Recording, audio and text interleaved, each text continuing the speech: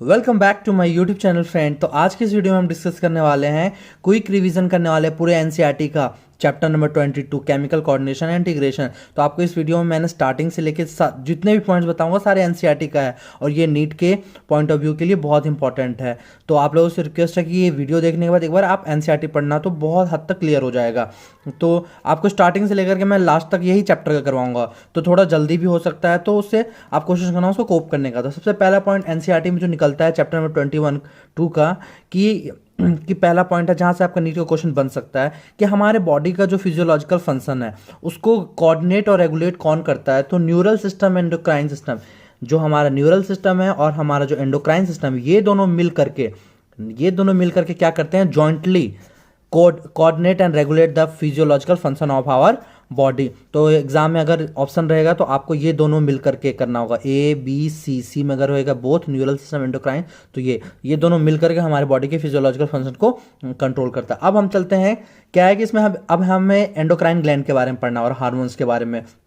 तो देखते हैं एंडोक्राइन ग्लैंड क्या होता है। एंडोक्राइन एक ऐसा ग्लैंड होता है जिसमें कि डक्ट नहीं होता है। इसका मतलब वो लैक करते हैं डक्ट।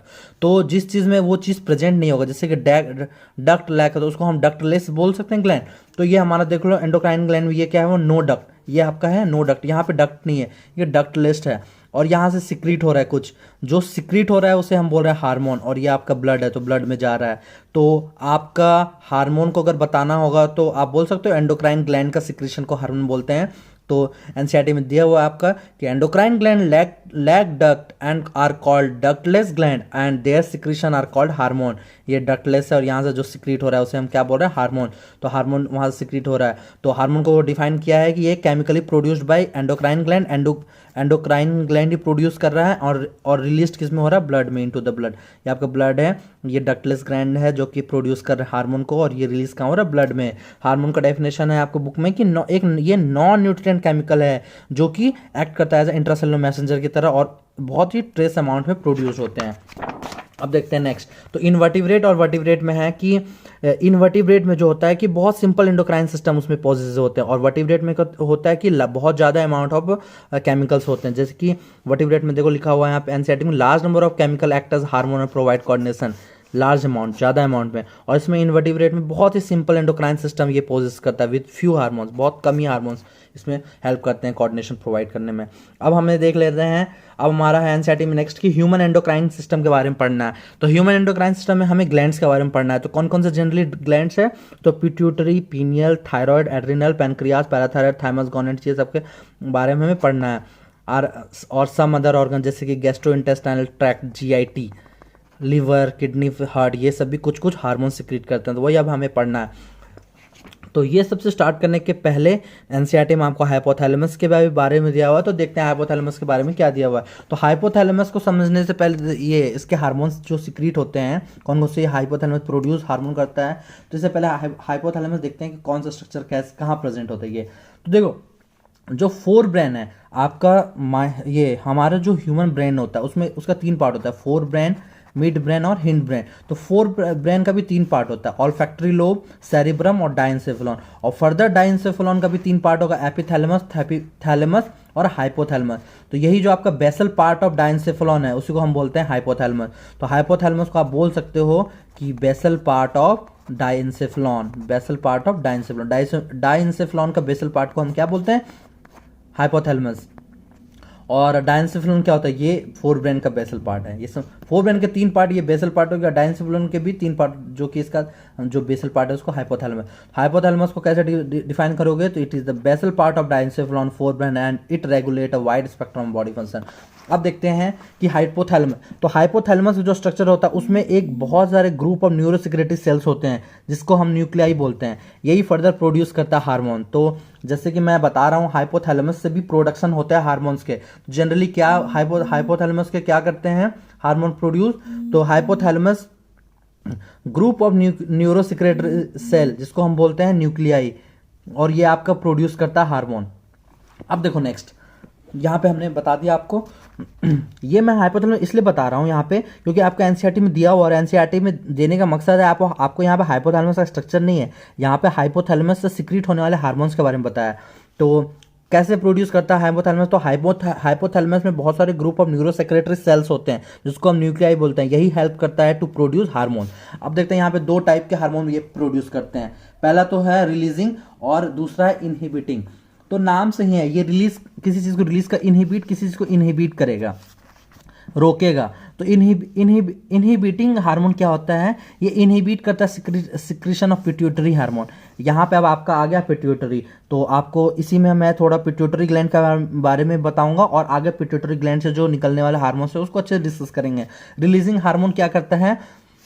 जाहिर सी बात है, अगर आपको इनहिबिटिंग हार्मोन इनहिबिट कर रहा है पिट्यूटरी हार्मोन को, सिक्रीशन को, पिट्यूटरी हार्मोन से जो पिट्यूटरी ग्लैंड से जो हार्मोन सिक्रीट होगा उसको इनहिबिटिंग हार्मोन क्या कर, inhibit secretion of pituitary hormone.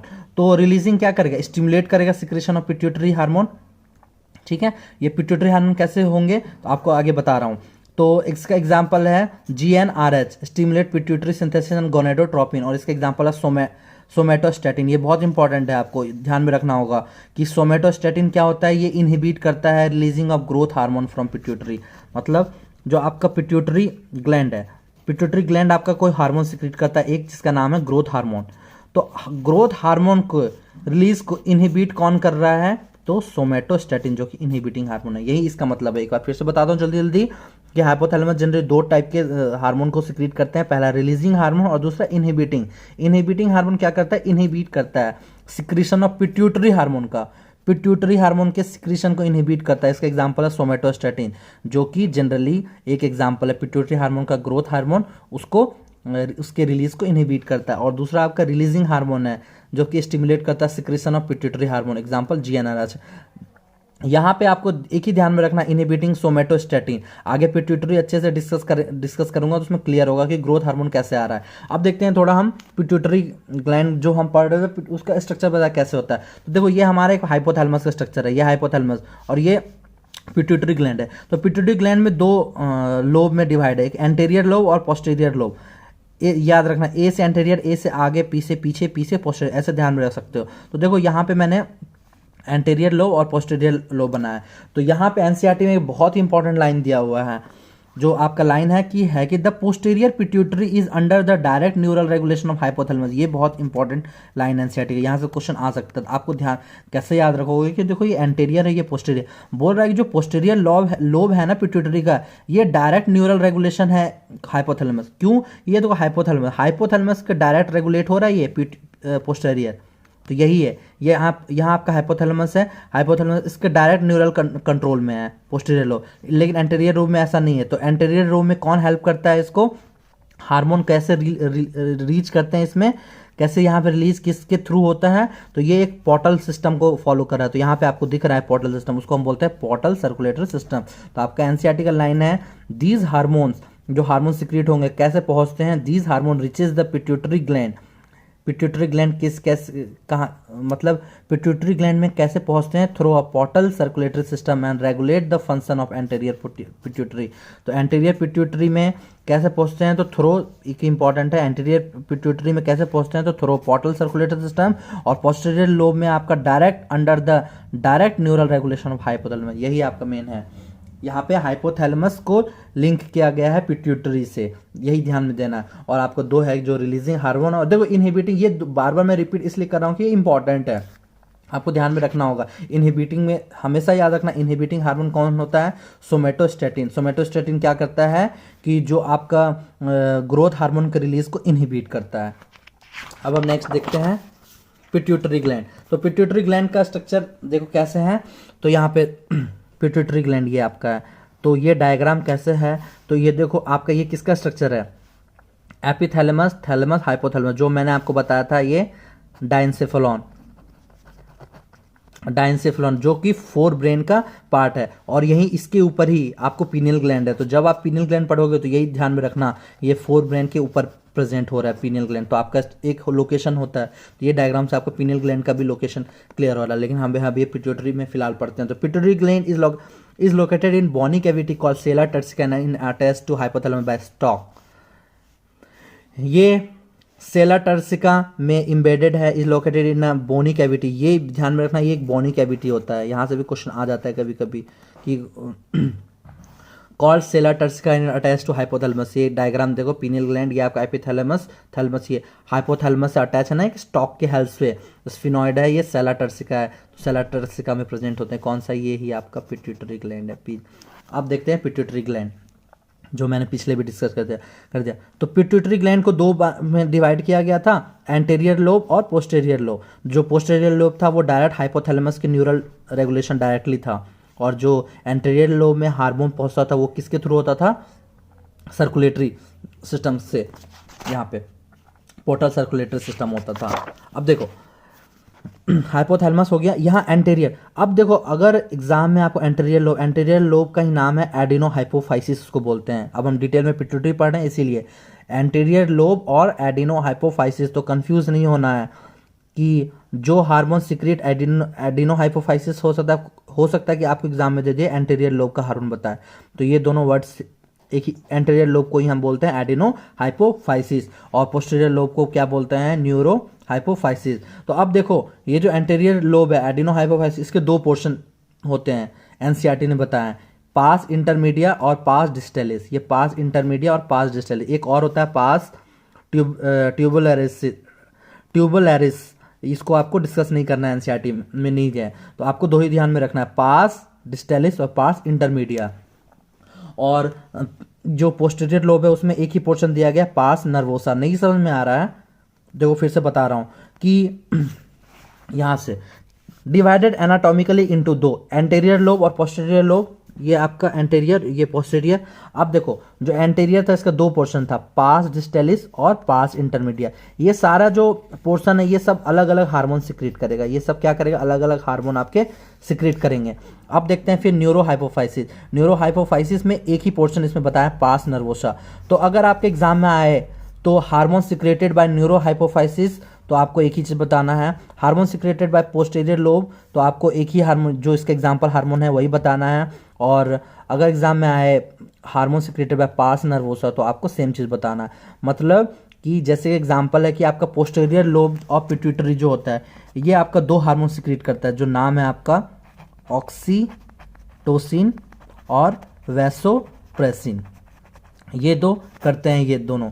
तो आपको ध्यान में रखना ऑक्सीटोसिन एंड वैसोप्रेसिन। तो अगर एग्जाम में आ गए कि ऑक्सीटोसिन और वैसोप्रेसिन कहाँ से सिक्रीट होता है, तो आप बोल सकते हो posterior lobe of pituitary gland, या फिर आप बोल सकते हो neuro hypophysis of pituitary gland, या बोल सकते हो आप पास नर्वोसा ऑफ, ये तीनों आप बोल सकते हो। इन तीनों से सेम यही एक ही दो ही ये जो आपका कॉमन है यही सिक्रेट होता है। बाकी एंटीरियर लोब जो है इसका जो पास डिस्टेलिस है वो कुछ अलग करता है, पास इंटरमीडिया कुछ अलग हार्मोन सिक्रेट करता है, वही देखते हैं। जो पास डिस्टेलिस रीजन हैं ये कौन कौन से हार्मोन सिक्रेट करते हैं, तो आपको इसके याद रखना है FLAT, फ्लैट पीजी, फ्लैट जो हम जहाँ रहते हैं, या फिर बोल सकते हो पीजी, पेनगेस्ट। और पास इंटरमीडिया एक ही हार्मोन सिक्रेट करता है जिसको हम बोलते हैं MSH, मेलानोसाइट स्टिमुलेटिंग हार्मोन। तो हमने देखा कि एंटीरियर लोब और पोस्टीरियर लोब, एंटीरियर लोब का दो पोर्शन है जो कि पास डिस्टेलिस और पास इंटरमीडिया। पास डिस्टेलिस कौन कौन सा करता है, तो फ्लैट पीजी, ये पास डिस्टेलिस जो रीजन है ये इतने हार्मोन को सिक्रेट करेगा, और पास इंटरमीडिया आपका एक हार्मोन को करेगा MSH। और ये जो पास नर्वोसा है, या फिर आप बोल सकते हो न्यूरो हाइपोफाइसिस या पोस्टीरियर लोब, एक ही दो हार्मोन को सिक्रेट करते हैं, ये कॉमन सबके लिए, पार नर्वोसा न्यूरो हाइपोफाइसिस या फिर पोस्टीरियर लोब, ये आपका ऑक्सीटोसिन एंड वैसोप्रेसिन। अब सबके फंक्शन हम लाइन बाय लाइन देखते हैं। तो सबसे पहले हम देख लेते हैं एक बार पास इंटरमीडिया में जो एक हार्मोन था वो कौन सा था, मेलानोसाइट स्टिमुलेटिंग हार्मोन। तो ये क्या करता है, जो एक मेलानोसाइट होता है जो कि एक मेलानिन प्रोड्यूसिंग सेल होता है, तो ये हार्मोन इस पे एक्ट करता है, मतलब इसका टारगेट ऑर्गन मेलानोसाइट है, तो इस पे एक्ट करता है और क्या करता है, regulate the pigmentation of skin. एक बेसिक पॉइंट है, आपको पता है मेलानिन क्या पिगमेंटेशन के लिए हेल्प करता है। तो MSH में आपको पढ़ना है कि acts on the melanocyte and regulate the pigmentation of the skin. आप देख लेते हैं पास डिस्टेलिस रीजन का जो फ्लैट पीजी था हमारा, फ्लैट पीजी एनसीईआरटी में बहुत कंफ्यूजिंग है, लेकिन मैंने आपको एक चार्ट के फॉर्म में बताया, बहुत आपको समझ में आ जाएगा। फ्लैट पीजी मतलब एफ से क्या था, FSH, L से LH, ऐसे आगे और बताऊंगा। तो FSH और LH के बारे में पढ़ते हैं। तो ये देखो FSH और ये LH, जो ये FSH और LH ये दोनों मिल करके स्टिमुलेट करते हैं गोनेडल एक्टिविटी को, इसको हम बोलते हैं गोनेडोट्रोपिन। तो FSH एंड LH को हम क्या बोल सकते हैं, गोनेडोट्रोपिन। इसका मतलब ये स्टिमुलेट करता है गोनेडल एक्टिविटी को। अब देखते हैं LH का फंक्शन मेल में और फीमेल में अलग अलग होता है। तो LH का फंक्शन यहाँ देखो मेल में मैंने बताया और यहाँ देख लो फीमेल में बता रहा हूँ। तो मेल में क्या फंक्शन है, तो मेल में ये स्टिमुलेट करता है, stimulate the synthesis and secretion of hormone androgen. Male LH का मेल में और फीमेल में अलग अलग काम है। तो मेल में क्या काम है, तो मेल में ये काम करता है हार्मोन एंड्रोजन को सिक्रीट करता है, और फीमेल में ओवुलेशन के टाइम हेल्प करता है और एक कॉर्पस ल्यूटियम को मेंटेन करता है। तो LH का फीमेल में 2 फंक्शन हो गया, ओवुलेशन में और कॉर्पस ल्यूटियम को मेंटेन करने में, और LH का मेल में फंक्शन हो गया एंड्रोजन को सिक्रीट करता है, ये सिंथेसिस एंड सिक्रीशन हार्मोन। अब देखते हैं कि FSH और एंड्रोजन ये दोनों मिल करके स्पर्मेटोजेनेसिस में हेल्प करता है। इसलिए मैंने ऐसा चार्ट बनाया कि FSH और LHS ये दोनों मिल करके गोनेडोट्रोपिन हुआ, जो कि स्टिमुलेट करता है गोनेडल एक्टिविटी को। LH फीमेल में ओवुलेशन एंड कॉर्पस ल्यूटियम को मेंटेन कर रहा है, और LH मेल में क्या कर रहा है, इस हार्मोन को एंड्रोजन को सिक्रीट कर रहा है, और एंड्रोजन FSH के साथ मिल करके स्पर्मेटोजेनेसिस कर रहा है। ये आप ये चीज़ एक बार देखो और एनसीईआरटी पढ़ोगे तो क्लियर हो जाएगा। मेल में ये कर रहा है स्पर्मेटोजेनेसिस इन मेल। अब देखते हैं हम FL, तो आपका हो गया फ्लैट PG का FLATPG, जहाँ पे FSH और LH हम कर लें। अब देखते हैं ACTH, simple acetate glucocorticoid from adrenal cortex. अभी आगे पढ़ते हैं हम एड्रेनल कॉर्टेक्स एड्रेनल मेडुला के बारे में भी। TSH thyroid hormone. प्रोलैक्टिन एक इम्पॉर्टेंट हार्मोन है। क्या होता है कि जब फीमेल में जब नॉर्मल फीमेल रहती है तो उसमें क्या होता है, डोपामीन का जो लेवल होता है वो हाई रहता है, जिसके वजह से जो यहाँ पे मिल्क का सिंथेसिस नहीं हो पाता। लेकिन जब वुमेन में प्रेगनेंसी होता है तो ये प्रोलैक्टिन हार्मोन जो होता है यहाँ पे डोपामीन का लेवल डिक्रीज हो जाता है, जिसके वजह से मेमोरी ग्लैंड का डेवलपमेंट होता है और मिल्क सिंथेसिस। मतलब कि प्रोलैक्टिन एक ऐसा हार्मोन है जो कि हेल्प करता है फीमेल में मेमोरी ग्लैंड का डेवलपमेंट में और मिल्क सिंथेसिस में। क्योंकि आपको पता है कि वुमेन जब प्रेगनेंस जनरली होती है तभी उनमें मिल्क का सिंथेसिस होता है। तो यही ध्यान रखना आपको प्रोलैक्टिन का। तो प्रोलैक्टिन का क्या काम है, यहाँ मेन एनसीईआरटी में ये दिया हुआ है कि आपको मेमोरी ग्लैंड का डेवलपमेंट और मिल्क सिंथेसिस। फिर चलते हैं GH क्या है, ग्रोथ हार्मोन। ये क्या करेगा, ग्रोथ में हेल्प करेगा, ग्रोथ एंड डेवलपमेंट पे। अब ग्रोथ हार्मोन्स का डेफिशिएंसी डिजीज है कि हाइपो और हाइपर, अगर कम है और एक बहुत ज़्यादा है। तो अगर कम है, hypo secretion of growth hormone हो रहा है, तो एक डिजीज का जो नाम है उसको ड्वार्फिज्म, स्टंटेड ग्रोथ, छोटा सा ग्रोथ, स्टंटेड ग्रोथ, ड्वार्फ। और अगर हाइपर हो गया तो चाइल्ड में अलग करता है और एडल्ट में अलग करता है। ए से एडल्ट, ए से एक्रोमेगली, याद रखना, ए से एडल्ट, ए से एक्रोमेगली, और चाइल्ड में करता है गाइगेंटिज्म, जैसे आप पढ़ सकते हो। Growth hormone hypo, hyper, hypo की वजह से स्टंटेड ग्रोथ और हाइपर की वजह से गाइगेंटिज्म, चाइल्ड में, एडल्ट में एक्रोमेगली। अब देखते हैं ऑक्सीटोसिन और वैसोप्रेसिन, जो कि आपका पास नर्वोसा से निकल होता है, या फिर आप बोल सकते हो oxytocin and vasopressin from posterior lobe of pituitary gland, या फिर बोल सकते हो ऑक्सीटोसिन एंड वैसोप्रेसिन फ्रॉम, क्या बोल सकते हो, ये न्यूरोहाइपोफाइसिस। ठीक है, आप इसको न्यूरोहाइपोफाइसिस भी बोल सकते हो। अब देखो आगे कि ऑक्सीटोसिन का क्या होता है कि ऑक्सीटोसिन का जो टारगेट ऑर्गन है, मतलब कोई भी हार्मोन है किसी पे एक्ट तो करेगा, उसका टारगेट ऑर्गन तो होता है। तो ऑक्सीटोसिन का जो टारगेट ऑर्गन है वो हमारा बॉडी का स्मूथ मसल है, तो उस पे एक्ट करता है। तो oxytocin acts on the smooth muscles of our body और उसके कॉन्ट्रैक्शन में हेल्प करता है जनरली। अब देखो बहुत इंपॉर्टेंट पॉइंट है यहाँ पे कि फीमेल में जब चाइल्ड बर्थ के टाइम में जो यूटेरस का कॉन्ट्रैक्शन होता है, क्योंकि तो उसमें कौन सा हेल्प करता है आपका एंजाइम, तो ये एंजाइम नहीं, हार्मोन, तो ऑक्सीटोसिन हेल्प करता है। In female stimulates the vigorous contraction of uterus at the time of child birth and milk ejection from the memory gland. बहुत इंपॉर्टेंट पॉइंट है ये कि यहाँ ऑक्सीटोसिन क्या काम कर रहा है। ऑक्सीटोसिन का पहला काम तो हो रहा है यूटेरस को कॉन्ट्रैक्ट कर रहा है ड्यूरिंग द चाइल्ड बर्थ में, ठीक है, और दूसरा काम कर रहा है मिल्क का इजेक्शन। देखो प्रोलैक्टिन अभी मैंने आपको बताया था, इसमें क्या है ये डिफरेंस देखो, मिल्क का सिंथेसिस, मिल्क का बनना और मिल्क का इजेक्शन दो अलग अलग वर्ड है।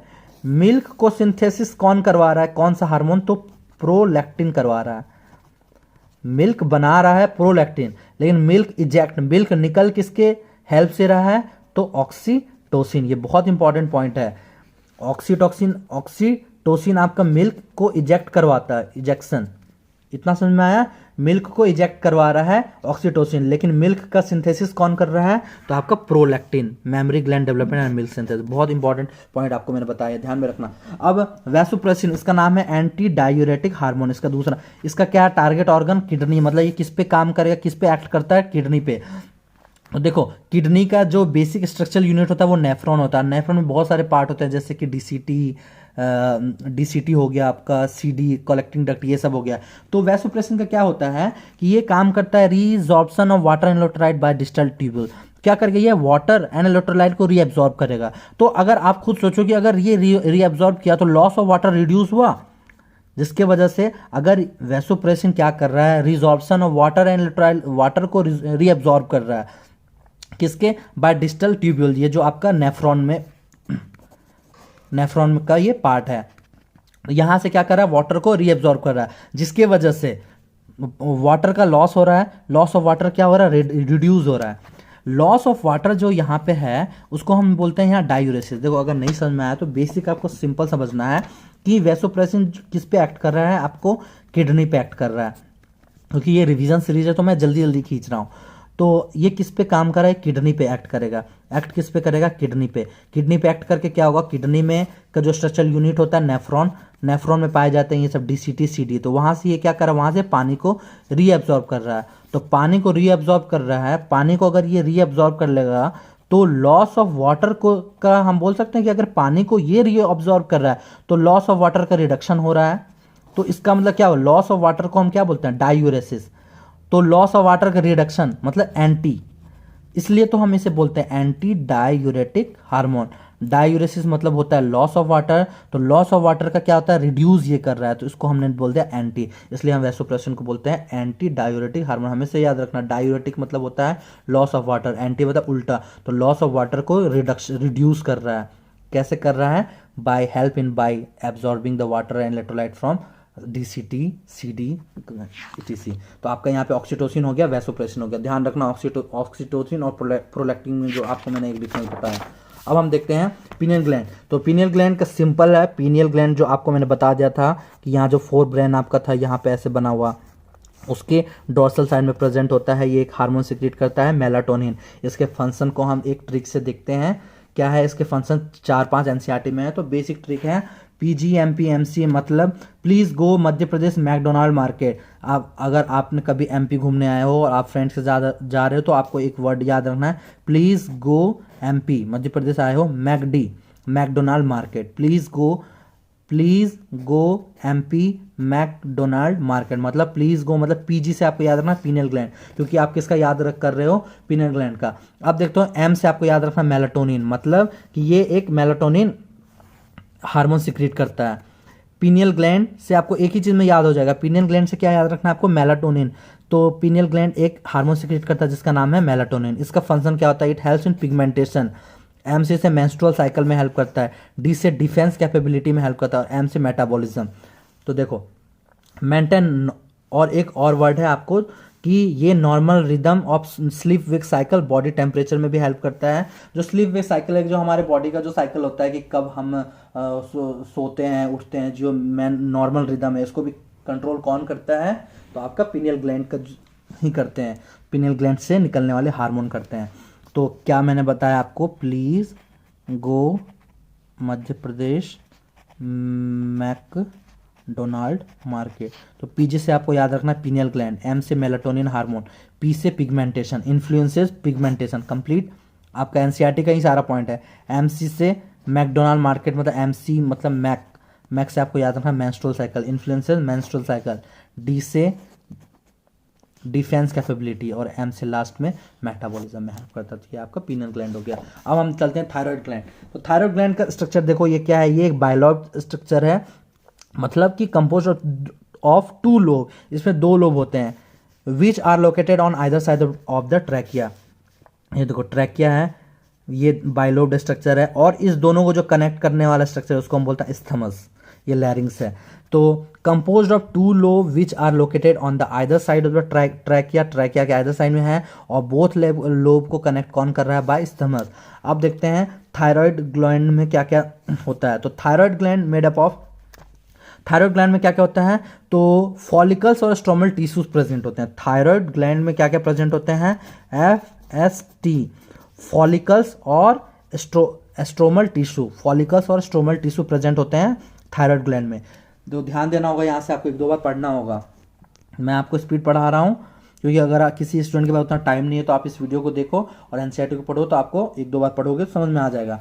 तो देखते हैं हम यहाँ पे थायराइड ग्लैंड में follicles plus stromal tissue made up of follicular cell. जो आपका फॉलिकल्स है, पहला तो आपका पॉइंट यहाँ पे समझना है कि थायराइड ग्लैंड जो होता है वो फॉलिकल्स और स्ट्रोमल टिश्यू से मिल करके बना हुआ है। अब ये हो गया FST, F से फॉलिकल, ST से स्ट्रोमल टिश्यू। जो फॉलिकल है, फॉलिकल किससे बना हुआ है, तो follicle made up of follicular cell, और ये फॉलिकुलर सेल दो इंपॉर्टेंट हार्मोन को सिक्रीट करता है। पहला है थायरॉक्सिन और दूसरा है T3। थायरॉक्सिन को ही हम बोलते हैं T4 या फिर हम बोलते हैं टेट्रा आइडोथायरोनिन, और T3 को ही हम बोलते हैं ट्राई। T से क्या, T3 मतलब क्या हो गया, ट्राई आइडोथायरोनिन, और ये T4 है मतलब टेट्रा आइडोथायरोनिन।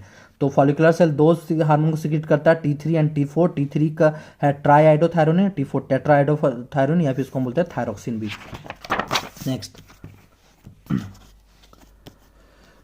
यहाँ पे अब आपको ध्यान रखना होगा कि थायराइड में कुछ कुछ पॉइंट्स आपको याद करने पड़ेंगे। ये सब जैसे कि थायराइड ग्लैंड हुआ, अब जो थायराइड ग्लैंड हुआ तो थायराइड ग्लैंड यहाँ पे हार्मोन सिक्रीट करेगा, तो हार्मोन सिंथेसिस करेगा, सिक्रीट करेगा। तो नॉर्मल रेट से अगर थायराइड ग्लैंड को हार्मोन सिंथेसाइज करना है तो वहाँ पे थायराइड ग्लैंड को एक चीज़ का रिक्वायरमेंट होता है, जहाँ पे आयोडीन, मतलब कि in thyroid for normal rate of hormone synthesis, hormone synthesis normal rate में अगर हार्मोन को सिक्रीट होना है तो वहाँ पे क्या ज़रूरी होता है, आयोडीन। इसी में अगर आयोडीन की डेफिशिएंसी हो गई तो उस केस में क्या एक डेफिशिएंसी हो जाएगा, हाइपोथायरॉयडिज्म हो जाता है, और एंड इनलार्जमेंट ऑफ थायराइड, जिसकी वजह से कि थायराइड ग्लैंड है, एक और होता है कि वहाँ पे क्या हो जाता है, इनलार्जमेंट हो जाता है, जिसको आप हम बोलते हैं गॉइटर। मतलब थायराइड जो है, आपको सिंपल समझना है, जो थायराइड से जो हार्मोन सिक्रीट होता है उसके सिंथेसिस सिक्रीशन के लिए आपको आयोडीन की ज़रूरत होती है। अगर आयोडीन की डेफिशिएंसी हुई तो उस केस में आपको डेफिशिएंसी हो सकता है हाइपोथायरॉयडिज्म एंड गॉइटर, जहाँ पे गॉइटर में होता है कि थायराइड ग्लैंड का इनलार्जमेंट होता है। तो अब देखो, हाइपोथायरॉयडिज्म अगर प्रेगनेंसी के टाइम हो गया, ड्यूरिंग प्रेगनेंसी, तो क्या क्या इफेक्ट कर सकता है। तो जाहिर से बात है, अगर प्रेगनेंसी में हाइपोथायरॉयडिज्म हुआ, जो आने वाला बेबी है उसको बहुत सारा प्रॉब्लम हो सकता है। तो जैसे कि क्रेटिनिज्म, स्टंटेड ग्रोथ, ग्रोथ में रुकावट हो सकता है उसका, मेंटल रिटार्डेशन, लो आईक्यू, उसका आईक्यू लो हो सकता है, एबनॉर्मल स्किन, डिफ म्यूटिज्म। तो आप उसको याद रख सकते हो। एक छोटा सा मैं बताता हूँ, MIS, मिस से याद रखना आपको, M से मेंटल रिटार्डेशन, I से आईक्यू याद रखना, S से आप याद रख सकते हो स्किन के बारे में, ठीक है। और आपको याद रखना DC, अगर आप IPL देखते हो तो DC, दिल्ली कैपिटल एक टीम है दिल्ली की, तो D से डीप म्यूटिज्म और C से क्रेटिनिज्म। मिस DC याद रख सकते हो तो याद कर लेना ऐसे। तो ये मिस DC क्या है, तो हाइपोथायरॉयडिज्म अगर प्रेगनेंसी के टाइम हो गया तो ये इफेक्ट हो सकता है बच्चे में। अब देखो, अगर एडल्ट वुमेन में हाइपोथायरॉयडिज्म हो गया, जो कि वहाँ पे प्रेगनेंसी, उस केस में ज़रूरी नहीं है कि प्रेगनेंसी है, तो वहाँ पे उनका क्या होता है, उनके जो मेंस्ट्रुअल साइकिल है वहाँ पे वो भी इरेगुलर हो सकते हैं, मेंस्ट्रुअल साइकिल बिकम इरेगुलर। तो हाइपोथायरॉयडिज्म आपने प्रेगनेंसी में समझ लिया, और नॉर्मल में क्या हाइपोथायरॉयडिज्म होगा तो क्या होगा, मेंस्ट्रुअल साइकिल जो होगा उनका इरेगुलर हो सकता है। Thyroid gland, rate of synthesis of thyroid gland increases hyper, अगर इसका रेट अगर इंक्रीज हो जाएगा तो इसे हम बोलते हैं हाइपर थायरॉयडिज्म, हाइपरथायरॉयडिज्म, जिसकी वजह से नोडुल का डेवलपमेंट हो सकता है, कैंसर, ये भी हो सकता है। तो आपने यहाँ पे थायराइड ग्लैंड पढ़ लिया, जहाँ पे आपने इसका हाइपोथायरॉयडिज्म देख लिया और हाइपरथायरॉयडिज्म देख लिया। कि हाइपरथायरॉयडिज्म क्या होता है कि अगर थायराइड हार्मोन को बहुत ज़्यादा रेट में सिक्रीशन हो रहा है, सिंथेसिस हो रहा है, तो उसकी इसको हम बोलते हैं हाइपरथायरॉयडिज्म, हाइपरथायरॉयडिज्म। अब देखो, नेक्स्ट है रोल ऑफ थायराइड हार्मोन। तो थायरोक्सिन का रोल है, तो आपको समझना एक छोटा सा ट्रिक है, क्योंकि 4 पॉइंट है, इतने सारे हैं ना, तो आप याद नहीं कर सकते। तो मैंने कोशिश किया कि आपको छोटे छोटे ट्रिक्स में बताऊं। तो ट्रिक बहुत बहुत बेसिक चीज़ है, और आपने पढ़ा होगा तो ये सब सारे वर्ड आपको समझ में आता है कि basic metabolic rate, RBC formation, carbohydrate का metabolism, water electrolyte balance, protein hormone. तो आपको ये ध्यान में नहीं, ये सब सारे वर्ड्स आपको पता है, आपको ये ध्यान में नहीं रखता कि ये किसके फंक्शंस होते हैं, थायरोक्सिन में है कि पीटीएच में है या किसी और में मिक्स कर दे सकते हैं। तो जब भी थायराइड थायरोक्सिन याद रहे आए आपके एग्जाम में, तो आपको एक छोटा सा ट्रिक याद रखना है, सचिन तेंदुलकर के से याद रखना है। तो सचिन तेंदुलकर जब वो खेलते थे ना, तो वो बहुत टाइम तक उन्होंने जो अपना बैट यूज किया था, तो वहाँ पे वो स्टिकर एमआरएफ का यूज करते थे। तो हम जब छोटे थे तो हमें लगता था वो एमआरएफ ब्रांड का बैट यूज करते हैं। तो वैसे ही आपको याद रखना, टी से तेंदुलकर, तेंदुलकर कौन सा एमआरएफ बैट यूज करते थे, टी से तेंदुलकर और एमआरएफ बैट। तो टी से थायरोक्सिन, क्योंकि ये थायरोक्सिन का सारा पॉइंट्स है, तो आपको 4 पॉइंट एमआरएफ बैट याद रखना, टी से thyroxine, Tendulkar, MRF bat, thyroxine. Metabolism of M से मेटाबॉलिज्म ध्यान में रखना। अगर आपको मेटाबॉलिज्म याद रहेगा तो ध्यान में आप एक दो बार पढ़ोगे, ये कर सकते हो कि मेटाबॉलिज्म किसका है, थायराइड किसका हेल्प करेगा, कंट्रोल करेगा मेटाबॉलिज्म, तो कार्बोहाइड्रेट का, प्रोटीन का, फैट्स का। आर से regulation, regulation of BMR, basal metabolic rate. तो मैं basic R regulation, formation, F से फॉर्मेशन, बी से बैलेंस इसलिए बता रहा हूँ क्योंकि जनरली आपको अगर मैं basal metabolic rate, RBC formation, ये सब का ट्रिक बताऊँ तो बहुत कॉम्प्लिकेटेड होता है। शॉर्ट ट्रिक में आपको मैंने रेगुलेशन फॉर्मेशन किया है, क्योंकि अगर रेगुलेशन है तो अगर आप पढ़ोगे तो यही याद रहेगा कि ये रेगुलेट करेगा बेसल मेटाबॉलिक रेट को ही। कभी ऐसा तो नहीं है कि रेगुलेशन ऑफ आरबीसी, ऐसा तो नहीं होता, या फिर फॉर्मेशन ऑफ बीएमआर नहीं होता। तो आपको क्या ध्यान में रखना, टी से थायरोक्सिन, एम से मेटाबॉलिज्म किसका करेगा, कार्बोहाइड्रेट, प्रोटीन, फैट का। तो ये आपका ये पॉइंट कंप्लीट हो रहा है। आर से रेगुलेशन, तो रेगुलेट किसको कर रहा है, तो बेसल मेटाबॉलिक रेट को रेगुलेट कर रहा है। एफ से फॉर्मेशन, तो फॉर्मेशन किसका कर रहा है, तो फॉर्मेशन ऑफ आरबीसी, आरबीसी का फॉर्मेशन कर रहा है। तो ये 3 पॉइंट कंप्लीट हो गया। और बी से आपको बैलेंस याद रखना, तो किस चीज़ का बैलेंस करता है, तो वाटर एंड इलेक्ट्रोलाइट का बैलेंस करते हैं। इतना कंप्लीट हो गया। एक और पॉइंट यहाँ पे है जो कि थायराइड हार्मोन है, ये खुद एक प्रोटीन हार्मोन को सिक्रीट करता है जिसका नाम है थायरोकैल्सीटोनिन, टीसीटी, थायरोकैल्सीटोनिन। ये इंपॉर्टेंट पॉइंट है एनसीईआरटी का, ये आपको याद रखना है कि टीसीटी, थायरोकैल्सीटोनिन। तो नाम में ही कैल्सी मतलब कैल्शियम आ रहा है, इसका मतलब क्या होगा कि ये ब्लड में कैल्शियम लेवल को रेगुलेट करेगा। थायरोकैल्सीटोनिन कैल्शियम से रिलेटेड है, तो आपको क्या याद रखना है कि regulate the blood calcium level, मतलब ये आपका ब्लड है, यहाँ पे कैल्शियम लेवल को रेगुलेट कर रहा है। तो थायराइड हार्मोन क्या हो रहा है कि थायराइड हार्मोन एक हार्मोन को सिक्रीट करता है जो कि प्रोटीनियस हार्मोन होता है, जिसका नाम है टीसीटी। आगे ब्लड जो कि हेल्प करता है ब्लड कैल्शियम लेवल को रेगुलेट करता है। आगे आपको और भी एक हार्मोन पढ़ना है जिसका नाम है पीटीएच, वो भी ये हेल्प करता है। तो पीटीएच के साथ साथ टीसीटी, ये दोनों मिलकर के एक काम करते हैं, क्या कि ब्लड कैल्शियम लेवल को मेंटेन करते हैं, रेगुलेशन इसको करते हैं। अब हम चलते हैं, नेक्स्ट हार्मोन हमारा पीटीएच आ गया। पैराथायराइड, देखो पैराथायराइड ग्लैंड के बारे में देखते हैं। तो पैराथायराइड ग्लैंड कहाँ प्रेजेंट होता है, तो in human 4 parathyroid gland present on the back side of the thyroid gland. तो ये देखो क्या है, पैराथायराइड 1 2 3 4 पैराथायराइड ग्लैंड प्रेजेंट है किसके, तो थायराइड ग्लैंड के पीछे। ये एक पेप्टाइड हार्मोन को सिक्रीट करता है, PTG secrete a peptide hormone called as PTH, parathyroid hormone. तो पैराथायराइड हार्मोन, यहाँ पे देखो मैंने एक डायग्राम बनाया, तो इस डायग्राम को कैसे समझेंगे, तो एनसीईआरटी का लाइन में जो दिया हुआ है इसके फंक्शंस, तो उसको हम पढ़ेंगे और ये डायग्राम से समझेंगे। तो सबसे पहला increases the calcium level in blood, ये ब्लड में कैल्शियम लेवल इंक्रीज कर रहा है। तो मैंने आपको इससे पहले बताया जब टीसीटी बता रहा था, इससे पहले कि जब थायराइड एक प्रोटीन हार्मोन को सिक्रीट करता है टीसीटी, वो भी क्या करता था, वो भी उसका भी यही काम था ना कि ब्लड में कैल्शियम लेवल को बढ़ाता था, और पीटीएच भी यही काम कर रहा था। ये दोनों मिल करके एग्जाम में अगर आए तो कैल्शियम, तो ये बोलना कि टीसीटी भी करता है, पीटीएच भी करता है।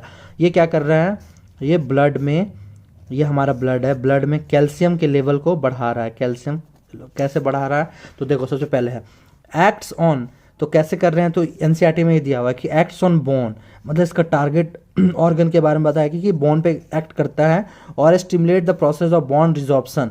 तो डिसोल्यूशन डीमिनरलाइजेशन।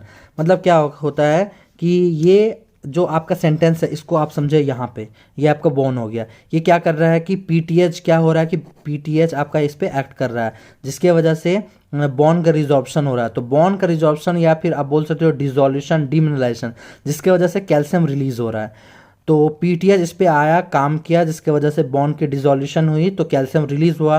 तो कैल्शियम रिलीज हुआ तो ब्लड में आपका कैल्शियम का लेवल बढ़ गया। तो किस हार्मोन की वजह से हो रहा है? तो पीटीएच की वजह से हो रहा है। तो एक्ट्स ऑन बोन का भी आपको समझ में आ गया ये डायग्राम से, पीटीएच ये कैल्शियम ऐसे। अब है आपका नेक्स्ट कि stimulate the reabsorption of calcium by renal tubules and increases the calcium absorption from digested food. तो ये देखते हैं calcium absorption from digested food कैसे। ये आपका एलिमेंट्री कैनाल है, यहाँ पे क्या कर रहा है, डाइजेस्टेड फूड से कैल्शियम को एब्जॉर्ब कर रहा है, तो आपका कैल्शियम लेवल को यहाँ पे बढ़ा रहा है। तो ये सेंटेंस आपका इस डायग्राम से समझ में आना है आपको, एलिमेंट्री कैनाल। और आपका यहाँ पे है कि reabsorption of calcium by renal tubule, तो with the help of renal tubule जो नेफ्रॉन में होते हैं, तो वहाँ से भी आपका कैल्शियम को रीअब्जॉर्ब कर रहा है। तो इनडायरेक्टली आप बोलोगे कि ये जो पीटीएच है ये मेंटेन कर रहा है ब्लड कैल्शियम लेवल को, ब्लड में कैल्शियम लेवल को मेंटेन करता है, इंक्रीज करता है। तो इसको हम क्या बोल सकते हैं कि अगर ब्लड में कैल्शियम बढ़ ही रहा है तो हाइपर हो रहा है, तो PTH is a hypercalcaemic hormone बोल सकते हो। क्यों? जो आप सब में देख रहे हो ब्लड में कैल्शियम के लेवल को बढ़ा रहा है ये। तो hence it is a hypercalcaemic hormone I it increases the blood calcium level, blood में कैल्शियम लेवल को इंक्रीज कर रहा है। अलॉन्ग विथ टीसीटी जो मैंने आपको बता दिया, टीसीटी के साथ साथ कौन सा, पैराथायरॉयड हार्मोन, ये क्या कर रहा है, calcium balance in our body, वही ब्लड में कैल्शियम लेवल को बढ़ाने में हेल्प है। अब हमारा है छोटा सा थाइमस ग्लैंड है। थाइमस जो भी है आपको इम्यूनोलॉजी से लिंक करना है, क्योंकि आप जब human disease and health chapter class 2 में पढ़ोगे तो वहाँ पे भी आपको ये सब वर्ड थाइमस का यूजेस है। तो आपको थाइमस में सबसे पहले छोटा सा टॉपिक है तो जल्दी जल्दी देख लेते हैं कि लोकेशन क्या है।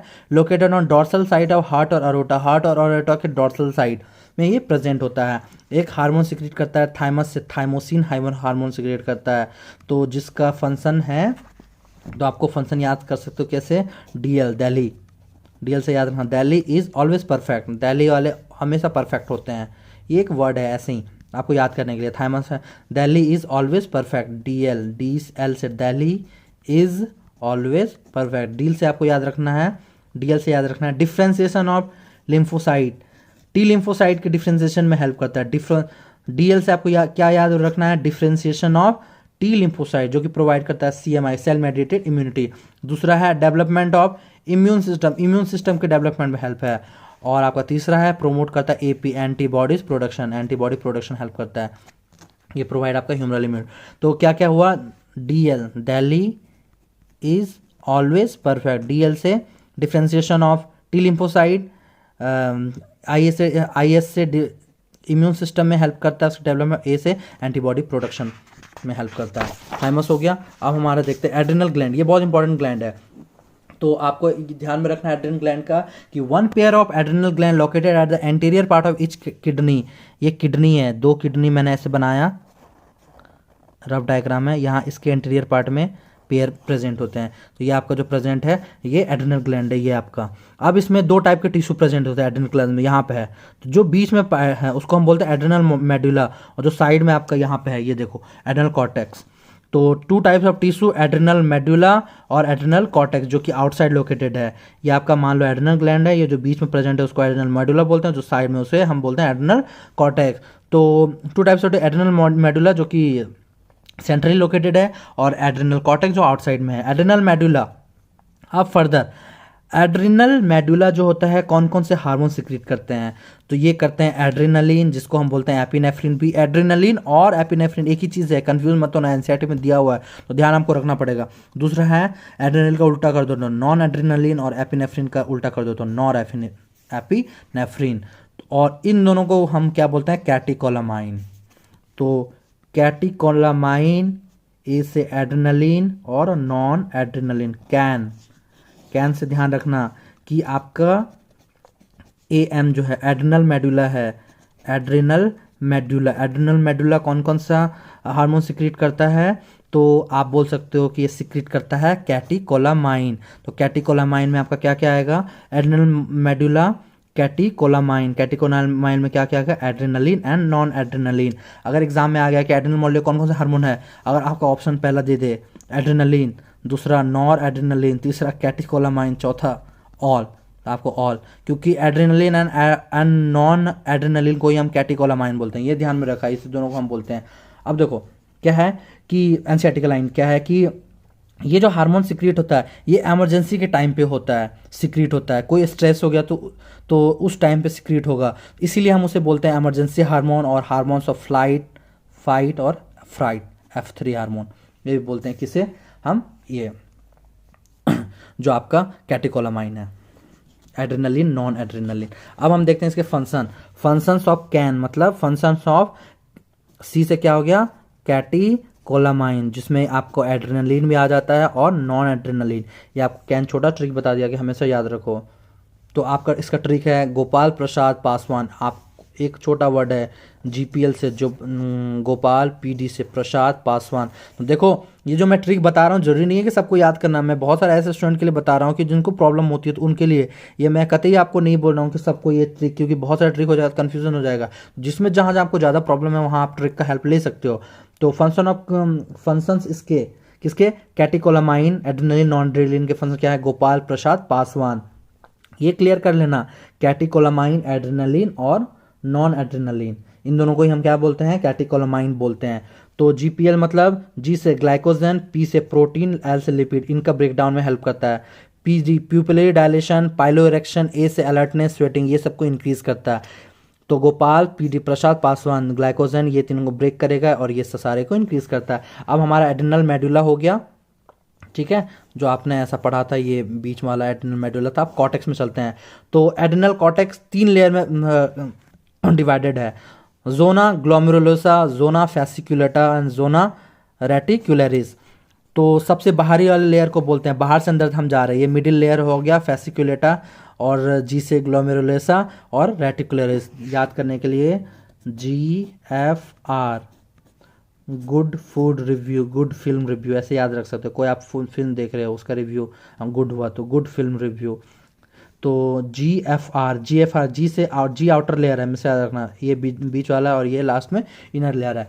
एड्रेनल कॉर्टेक्स जो होते हैं बहुत सारे हार्मोन को सिक्रीट करते हैं, जिसको हम बोलते हैं कॉर्टिकॉइड्स बोलते हैं। अब देखो कॉर्टिकॉइड्स यहाँ पे 2 बार में डिवाइड होगा, यहाँ पे थोड़ा याद करना पड़ेगा आपको। कॉर्टिकॉइड्स 2 बार में डिवाइड हो रहा है, पहला होता है ग्लूकोकॉर्टिकॉइड और दूसरा हो रहा है मिनरलोकॉर्टिकॉइड।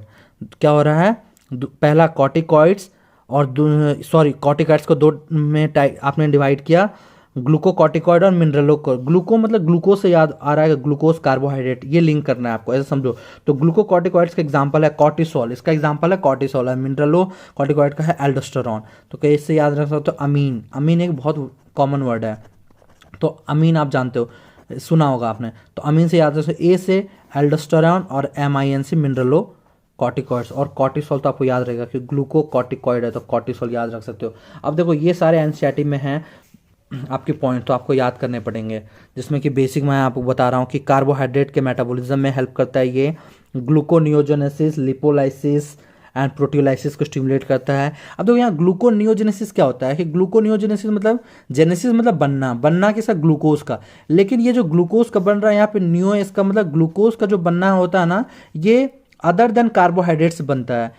ये अदर देन कार्ब, जैसे कि आपका कोई भी लैक्टिक एसिड हो गया, किसी और चीज़ से अगर ग्लूकोज का बनना है तो उसे हम बोलते हैं ग्लूकोनियोजेनेसिस। जैसे कि आपका फैटी एसिड कुछ भी हो गया, वो कार्बोहाइड्रेट नहीं होना चाहिए, नॉन कार्बोहाइड्रेट सोर्स से अगर ग्लूकोज बन रहा तो हम उसे बोलते हैं ग्लूकोनियोजेनेसिस। उसके बाद है कि आपका utilisation and uptake of amino acid, तो ये क्या करता है, एक बार मैं पढ़ दूंगा एनसीईआरटी का।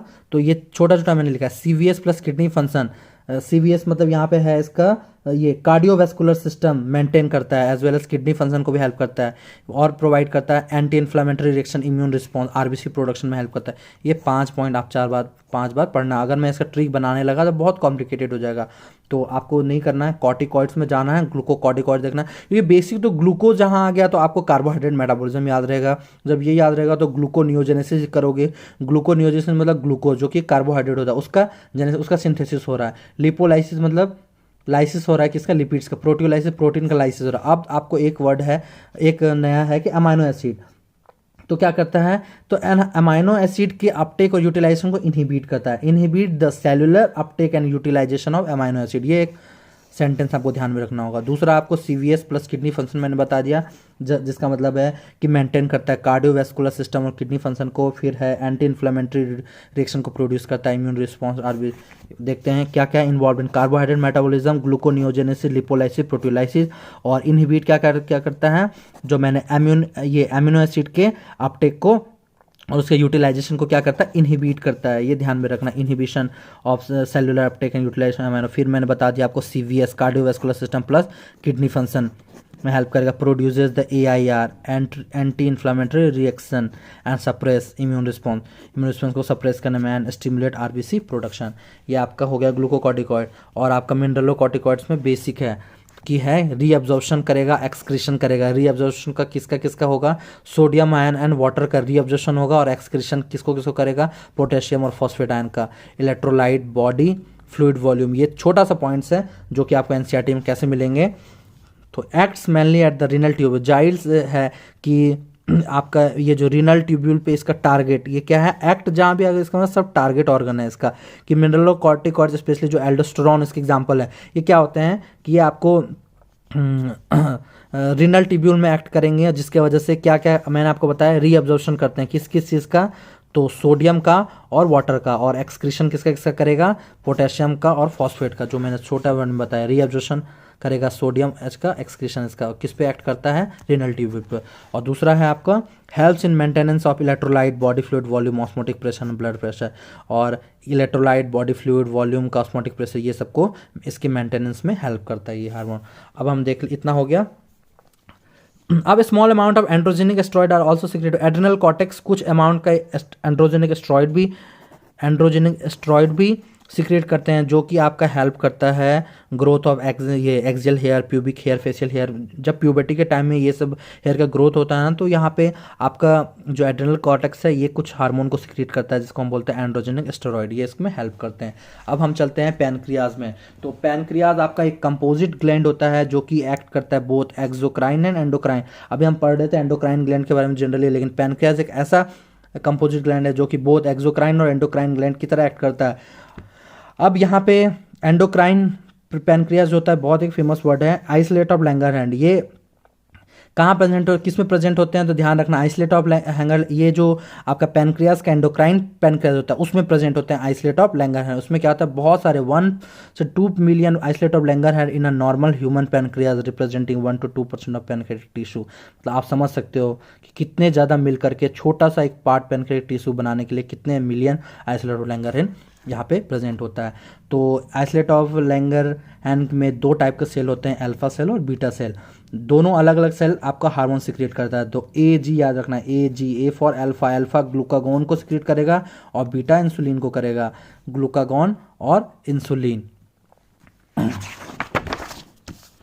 तो एक छोटा सा डिफरेंस है 1-2 पॉइंट का बेसिक। तो यहाँ ग्लूकागॉन देख लेते हैं या इंसुलिन। ग्लूकागॉन पेप्टाइड हार्मोन, ये भी पेप्टाइड हार्मोन है। इसका टारगेट टिश्यू ऑर्गन जो एनसीईआरटी में आपका एग्जैक्ट तो दिया हुआ है वो लिवर सेल, जिसको हम हेपेटोसाइट बोलते हैं। मतलब ये इस पे एक्ट करेगा ये हार्मोन। और ये इसका है हेपेटोसाइट जो कि लिवर सेल भी होगा, और adipocyte cells of adipose tissue, ये इस पे भी एक्ट करता है। Plays important role in maintaining hormone blood glucose level. देखो वहाँ पे जब हम PTH और TCT पढ़ रहे थे तो ब्लड में हम कैल्शियम लेवल पढ़ रहे थे, लेकिन अब ये हार्मोन जो है ये पढ़ेंगे ब्लड में ग्लूकोज लेवल को मेंटेन करता है, ग्लूकागॉन। और insulin plays a major role in regulation of glucose met homeostasis. ये एनसीईआरटी का वर्ड है, इसका मतलब ही यही है।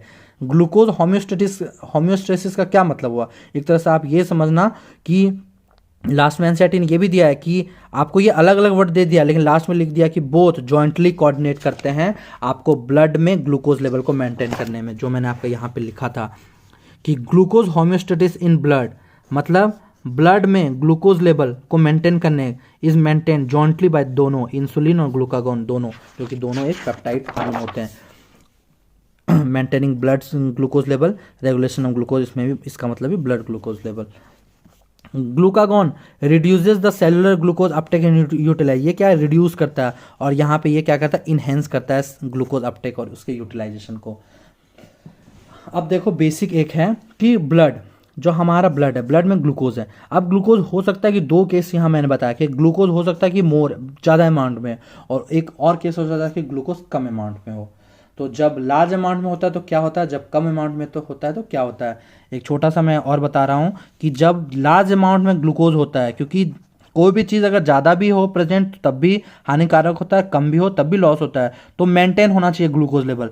तो अगर ग्लूकोज एक्स्ट्रा हो, एक्स्ट्रा ग्लूकोज है, तो वो कन्वर्ट होता है ग्लाइकोजन में with the help of insulin, और ये एंटागोनिस्टिक है। इसका मतलब कि अगर ग्लूकोज कम है तो फर्दर ये ये जो ग्लाइकोजन है ये कन्वर्ट करेगा ग्लूकोज में with the help of glucagon, यही एंटागोनिस्टिक है। Extra glucose is converted into glycogen with the help of insulin, और ग्लाइकोगन फर्दर कन्वर्ट करता है ग्लाइकोजन इनटू ग्लूकोज को with the help of glucagon. ये अब हम डिटेल में देखते हैं कि क्या केस है कि अगर ग्लूकोज मोर हो गया ब्लड में, अगर हमारे ब्लड में ग्लूकोज का लेवल ज़्यादा हो गया, तो अब ज़्यादा है तो इफेक्ट हो सकता है, तो एक्स्ट्रा ग्लूकोज है तो उसको कन्वर्ट हम कर देंगे ग्लाइकोजन में, तो विद द हेल्प ऑफ कौन सा होता है, इंसुलिन। तो यहाँ पे इंसुलिन क्या काम कर रहा है, इंसुलिन क्या काम कर रहा है, जो एक्स्ट्रा ग्लूकोज है ब्लड में, ग्लूकोज इसमें ज़्यादा है, ग्लूकोज ब्लड, ये देखो ब्लड में ग्लूकोज बहुत ज़्यादा है, तो इंसुलिन क्या काम कर रहा है, ग्लूकोज को कन्वर्ट कर दे रहा है ग्लाइकोजन, जिसका मतलब समझ रहे हो, ग्लूकोज को घटा रहा है, तो घटा रहा है मतलब हाइपोग्लाइसेमिक बोल सकते हो। तो इंसुलिन क्या होता है, एक हाइपोग्लाइसेमिक हार्मोन होता है। इसका मतलब कि ये decrease the blood glucose level, blood में ग्लूकोज लेवल को घटाने का काम कौन कर रहा है, इंसुलिन। अब इसका दूसरा और पहलू एक है कि ये इंसुलिन ग्लाइकोजन को सिंथेसिस भी कर रहा है, तो आप लिख सकते हो स्टिमुलेट ग्लाइकोजेनेसिस। ग्लाइकोजेनेसिस मतलब जेनेसिस मतलब सिंथेसिस, सिंथेसिस किसका कर रहा है, ग्लाइकोजन का। कैसे, ग्लूकोज को कन्वर्ट करके ग्लाइकोजन, तो ग्लाइकोजन को बना रहा है। एक आप ये भी बोल सकते हो कि ग्लूकोज को ये क्या करता है, लाइस कर रहा है, डिग्रेड कर रहा है। तो आपका क्या क्या है इंसुलिन के बारे में कि ग्लूकोज को कन्वर्ट करेगा ग्लाइकोजन में इंसुलिन, तो अगर कन्वर्ट कर रहा है तो ग्लूकोज को क्या कर रहा है, कम कर रहा है। कहाँ पे, ब्लड में ग्लूकोज को कम कर रहा है, तो इसको हम बोलते थे हाइपोग्लाइसेमिक हार्मोन बोल सकते हैं, और आपका ग्लाइकोजन को सिंथेसिस करता है तो हम बोल सकते हैं ग्लाइकोजेनेसिस। अब दूसरा कैसे, ग्लूकोज कम है ब्लड में, ग्लूकोज का लेवल बहुत कम हो गया, तो ये भी प्रॉब्लम है। तो अब हमें क्या है, अब हमें ग्लूकोज चाहिए होगा, तो ये एंटागोनिस्टिक जो होता है, ये फर्दर जो ग्लाइकोजन है, ये ग्लाइकोजन क्या कन्वर्ट करेगा, ग्लाइकोजन कन्वर्ट होगा ग्लूकोज में with the help of glucagon. तो ग्लाइकोजन कन्वर्ट हो रहा है ग्लूकोज में, तो जिसके वजह से ब्लड में अब ग्लूकोज का लेवल बढ़ेगा। तो ब्लड में ग्लूकोज का लेवल बढ़ा कौन रहा है, ब्लड में ग्लूकोज का लेवल को घटा रहा था इंसुलिन, लेकिन बढ़ाएगा कौन, ग्लूकागॉन। तो ग्लूकागॉन को हम बोल सकते हैं हाइपर ग्लाइसेमिक हार्मोन, क्योंकि ये हाइपोग्लाइसेमिक था तो ये क्या हो जाएगा, हाइपर ग्लाइसेमिक हार्मोन, क्योंकि ये ग्लूकोज के लेवल को ब्लड में बढ़ा रहा है। ये समझ में आ रहा है ना आपको, बेसिक समझना है कि ग्लूकोज अगर कम होगा तो क्या होगा, कम होगा तो हमें उसे बढ़ाना है, और अगर बहुत ज़्यादा है तो उसे हमें कम करना है। कम किससे होगा, इंसुलिन से, और ज़्यादा कैसे होगा, ग्लूकागॉन से। स्टिमुलेट ग्लाइकोजिनोलाइसिस, ग्लाइकोजिनोलाइसिस मतलब ग्लाइकोजन का लाइसिस मतलब ब्रेक डाउन। एनसीईआरटी का मतलब जो है इसका मतलब समझो कि जाहिर सी बात है ये ग्लूकागॉन, ये आपको ध्यान रखो, ये अगर आपको स्टेप याद रहेगा ना, ये और ये, तो आप सब सारे एनसीईआरटी के वर्ड समझ जाओगे कि ग्लाइकोजिनोलाइसिस मतलब ग्लाइकोजन को ब्रेक डाउन कर रहा है। जाहिर सी बात है ग्लाइकोजन को ये कन्वर्ट कर रहा है ग्लूकोज में, तो ग्लाइकोजन का ब्रेक डाउन हो रहा है, तो ये सब सेंटेंस क्लियर हो गया। अब क्या है, this hormone glucagon also stimulate gluconeogenesis, मतलब यहाँ पे है कि ग्लूकोज तो बन रहा है, यहाँ पे और बता रहा है कि ग्लूकोनियोजेनेसिस भी हो रहा है। इसका मतलब कि ग्लूकोज का फॉर्मेशन हो रहा है, यहाँ पे ग्लूकोज का तो हो रहा है, लेकिन यही हार्मोन एक और काम करता है ग्लूकोनियोजेनेसिस का, मतलब ग्लूकोज का फॉर्मेशन करेगा, लेकिन किससे करेगा? अमाइनो एसिड से करेगा, लैक्टिक एसिड से करेगा, ये सब से करेगा, मतलब नॉन कार्बोहाइड्रेट से करेगा। क्योंकि यहाँ पे जो देखो ये ग्लाइकोजन भी क्या होता है? ये भी एक कार्बोहाइड्रेट ही है। तो ग्लाइकोजन से ग्लूकोज बन रहा है, तो इसको हम क्या बोल देंगे? ग्लूकोजेनेसिस। इसको हम बोल सकते हैं क्योंकि ग्लूकोज का बन रहा है, ग्लूकोजेनेसिस। लेकिन नॉन कार्बोहाइड्रेट जैसे कि अमाइनो एसिड, लैक्टिक एसिड से अगर ग्लूकोज बना तो हम क्या बोल देंगे? ग्लूकोनियोजेनेसिस। तो ये ग्लूकागॉन जो हार्मोन है ये भी काम करता है, ग्लूकोनियोजेनेसिस भी करके हेल्प करता है। This hormone are also stimulate gluconeogenesis, मतलब formation of glucose from amino acid it not from carbohydrate. जो मैंने आपको बताया ये कार्बोहाइड्रेट से नहीं होना चाहिए ग्लूकोनियोजेनेसिस में। अब देखो ड्यू टू ग्लाइकोजिनोलाइसिस, ग्लाइकोजिनोलाइसिस मतलब ग्लाइकोजन का ब्रेकडाउन, जिसकी वजह से ग्लूकोज का लेवल बढ़ रहा है। जाहिर सी बात है जब ये ग्लाइकोजन कन्वर्ट कर रहा है ग्लूकोज में, तो ग्लूकोज का लेवल ब्लड में बढ़ रहा है, तो हाइपरग्लाइसेमिया बोलेंगे, इंक्रीज्ड ग्लूकोज शुगर लेवल। अगर बहुत ज़्यादा बढ़ गया, प्रोलॉन्ग्ड हाइपरग्लाइसेमिया, कि फिर से अगर बहुत ज़्यादा अमाउंट ऑफ ग्लूकोज बढ़ गया तो वहाँ भी प्रॉब्लम हो जाएगी। तो वहाँ पे एक डिजीज़ होता है जहाँ जिसको हम बोलते हैं डायबिटीज़ मेलिटस। तो prolonged hyperglycaemia is known as diabetes mellitus. Sugar level blood में बहुत ज़्यादा जब बढ़ जाता है। अब है टेस्टिस और ओवेरी, तो ये दोनों को मैंने स्किप किया क्योंकि इसमें बहुत सारे फंक्शन है जो कि आपको अलग अलग दिए हुए हैं, जो कि आपको ह्यूमन रिप्रोडक्शन भी पढ़ना है। तो जब मैं ह्यूमन रिप्रोडक्शन बताऊंगा उसी में आपको ये टेस्टिस और ओवेरी को भी लिंक करूंगा ताकि एक ही बार सारे फंक्शन आपको क्लियर हो जाए। अब हम देखते हैं लास्ट चलते चलते दो और टॉपिक आपका है कि हार्मोन्स ऑफ हार्ट। जो मैंने आपको बताया तो इंडोक्राइन सिस्टम के अलावा कुछ हमारे ऑर्गन होते हैं जैसे कि हार्ट, किडनी, गैस्ट्रोइंटेस्टाइनल, जीआईटी, ये सारे भी हार्मोन को हमारे क्यों सिक्रीट करते हैं। तो देखते हैं कि कौन कौन से ये हार्मोन को सिक्रीट करते हैं। तो हार्ट सिक्रीट करता है एएनएफ को, किडनी करता है एरिथ्रोपोइटिन को, और जीआईटी करता है 4 हार्मोन को। तो हार्ट जो एट्रियल वॉल होता है हार्ट वो सिक्रीट करता है जनरली। किडनी में जो जक्स्ट्रा ग्लोमुलर सेल होता है वो स्पेशली करता है सिक्रेट एक हार्मोन को जिसको हम बोलते हैं एरिथ्रोपोइटिन। और जीआईटी जो एंडोक्राइन सेल वहाँ डिफरेंट पार्ट ऑफ जीआईटी में प्रेजेंट होते हैं। तो atrial wall of heart secrete ANF hormone, juxta glomerular cell of kidney secrete erythropoietin, and endocrine cell present in different part of GIT secrete 4 hormone that is GIP, CCK, gastrin, secretin। सबको हम detail में पढ़ेंगे। अगर याद रखना है आपको तो अगर क्रिकेट देखते हो तो सिडनी क्रिकेट ग्राउंड ऑस्ट्रेलिया में बहुत फेमस सिडनी क्रिकेट ग्राउंड करके है जहाँ पे मैचेस खेले जाते हैं। तो याद रख सकते हो एस से सिडनी, सी से क्रिकेट, जी से ग्राउंड, 2 बार है तो 2 बार कर दे SG2 Sydney cricket ground. S से सिक्रेटिन, सी से CCK, जी से GIP, जी से गैस्ट्रिन। देखो एट्रियल वॉल ऑफ हार्ट जो सिक्रेट करता है ANF, इसका क्या फंक्शन होता है? ये एक पेप्टाइड फॉर्म होता है और ये ब्लड प्रेशर को डिक्रीज करने में हेल्प करता है। एरिथ्रोपोइटिन क्या करेगा? एरिथ्रोपोइसिस में हेल्प करेगा, मतलब फॉर्मेशन ऑफ RBC। और ये सारे के चारों के फंक्शन क्या क्या है तो आपको मैंने NCERT में मैसेज दिया हुआ एक आपको चार्ट के फॉर्म में बताया है। तो देखो हार्मोन्स, इसका टारगेट टिश्यू किस पे एक्ट करेगा, इसका फंक्शन जो सिक्रेटिन आपका था Sydney cricket ground SGCG square, Sydney S से सिडनी, सी से क्रिकेट ग्राउंड 2 बार। सिक्रेटिन किस पे एक्ट करता है? ये पैनक्रियाज पे एक्ट करेगा। सीसी के किस पे एक्ट करेगा? दोनों पैनक्रियाज और गॉल ब्लैडर पे एक्ट करता है। उसका टारगेट टिश्यू जो होते हैं ये दोनों होते हैं, गैस्ट्रिन, गैस्ट्रिक ग्लैंड पे। जीआईपी NCERT में नहीं दिया होता, आपको नहीं पढ़ना है इसमें। अब देखो सिक्रेटिन का क्या फंक्शन है? सिक्रेटिन किसी चीज को सिक्रीट करेगा, सिक्रीशन करेगा, किसका? तो वाटर और बाइकार्बोनेट आयन का। सीसीके क्या करेगा? सिक्रीट करेगा, क्योंकि ये एक्ट किस पे कर रहा है? पैनक्रियाज और गॉल ब्लैडर पे। तो क्या सिक्रीट करेगा? पैनक्रेटिक जूस और बाइल जूस। गैस्ट्रिक ग्लैंड पे एक्ट कर रहा है जिसकी वजह से ये क्या सिक्रीट फंक्शन इसका क्या होगा कि HCl एंड पेप्सिनोजेन, ये आपका इसका फंक्शन हो गया। इसका आपको जीआईपी का है inhibit the gastric secretion and motility. Gastric के सिक्रीशन और उसका मूवमेंट को ये क्या करेगा? जीआईपी इनहिबिट करेगा। और गैस्ट्रिन आपका क्या करेगा? प्रोड्यूस HCl और पेप्सिनोजेन। सीसीके का फंक्शन है pancreatic enzyme and bile juice को सिक्रेट करने का। तो ये आपको चार्ट फॉर्म में है कि सिक्रेटिन, सीसीके ये किस पे एक्ट करता है, इस पे एक्ट करता है, उसका फंक्शन क्या है ध्यान में रखना।